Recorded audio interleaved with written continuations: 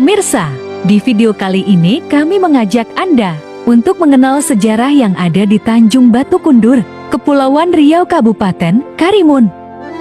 Tanjung Batu merupakan ibu kota Pulau Kundur, walaupun hanya sebuah pulau tetapi di dalamnya banyak meninggalkan sejarah masa lampau.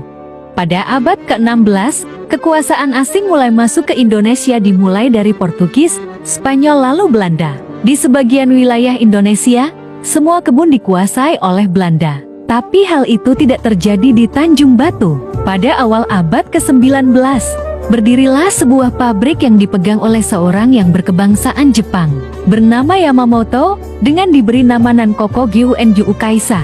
Kebun Yamamoto sangat luas, kebun karetnya hingga 6 hektar. Kebun pinangnya sebesar perkampungan kebun pinang, dan Tanjung Sari sekarang merupakan kawasan perumahan. Dalam 1 bulan, karet dan pinang yang didapat mencapai 80 ton. Oleh karena itu, untuk mempermudah angkutan, maka dibangunlah sebuah parit yang sekarang bernama Parit Jepon. Pada waktu itu penduduk pribumi diperbolehkan sekolah. Sekolahnya hanya 3 kelas dan berada di depan sebuah masjid, yang sekarang Masjid Besar Nursalam, masjid utama di Tanjung Batu. Kemudian dipindahkan ke kawasan pabrik, sekarang Hotel Pelangi dan Hotel Prima yang berada di Balai Pemuda. Tepatnya di belakangnya sekarang kantor pos. Gurunya waktu itu bernama Bakar, Saimen dan Sinaga. Mata uang yang digunakan pada masa itu adalah dolar Singapura. Oleh karena Yamamoto hanya sendiri yang bukan penduduk pribumi, maka keadaan pada waktu itu sangat aman. Tapi ketentraman tidak berlangsung lama.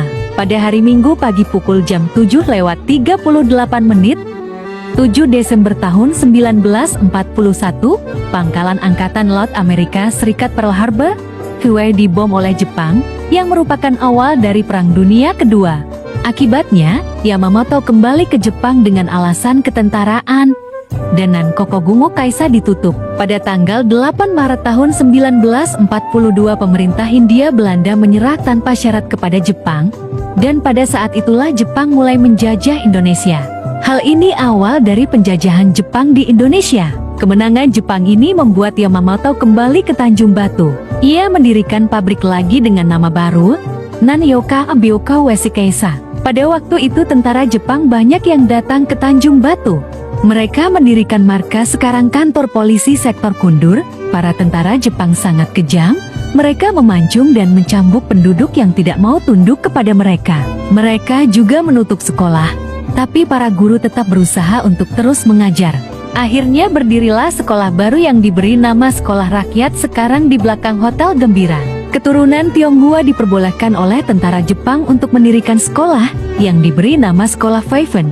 Sekarang SD 003 dan 004. Kebengisan tentara Jepang tidak berlangsung lama, karena pada tanggal 15 Agustus tahun 1945, Jepang menyerah tanpa syarat kepada sekutu dikarenakan pengeboman di 2 kota besar Jepang, Hiroshima pada tanggal 6 Agustus tahun 1945 dan Nagasaki pada tanggal 9 Agustus tahun 1945. Hingga pada tanggal 17 Agustus tahun 1945 kemerdekaan Indonesia diproklamirkan. Kekalahan Jepang membuat Yamamoto kembali ke Jepang, dan pabriknya diteruskan oleh seorang keturunan Tionghoa. Pada tanggal 29 September tahun 1945, terjadi pendaratan tentara sekutu di Indonesia. Tak lama dari itu, tentara Belanda sudah sampai di Tanjung Batu. Mereka juga mendirikan markas seperti Jepang dengan lokasi yang berbeda dari markas Jepang, yaitu di sebuah bukit, sekarang sebuah kelenteng. Dengan dibangunnya markas Belanda di bukit itu, maka sekolah rakyat yang berada di bawah bukit itu dipindahkan ke tempat lain, yakni di Sekolah Menengah Ekonomi Atas yang lama, atau sekarang di depan Bank BRI. Belajar dari pengalaman pahit kekejaman tentara Jepang, kali ini perlawanan rakyat mulai terjadi. Dengan dikomandani oleh Abdul Manaf dan Abdul Latif, mereka berjuang mengusir penjajah Belanda dari Tanjung Batu. Tetapi Abdul Manaf gugur ditembak Belanda di Sungai Buluh, Kelurahan Kecamatan Ungar. Ia lalu dimandikan dan disolatkan di Masjid Besar Nursalam, dan dimakamkan di antara kebun karet, sekarang Pusara Bakti, makam pahlawan.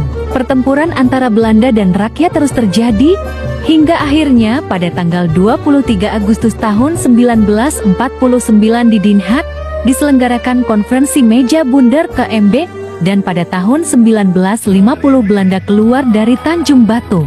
Keluarnya Belanda ini disambut gembira oleh penduduk, dan diadakan upacara kedaulatan di lapangan sekarang Balai Pemuda menyambut kebebasan Tanjung Batu dari penjajah. Pemirsa, demikianlah sepenggal kisah sejarah perjuangan masyarakat Tanjung Batu Kundur melawan penjajah di bawah komando Abdul Latif dan Abdul Manaf. Beliau adalah sosok pahlawan dari Tanjung Batu Kundur.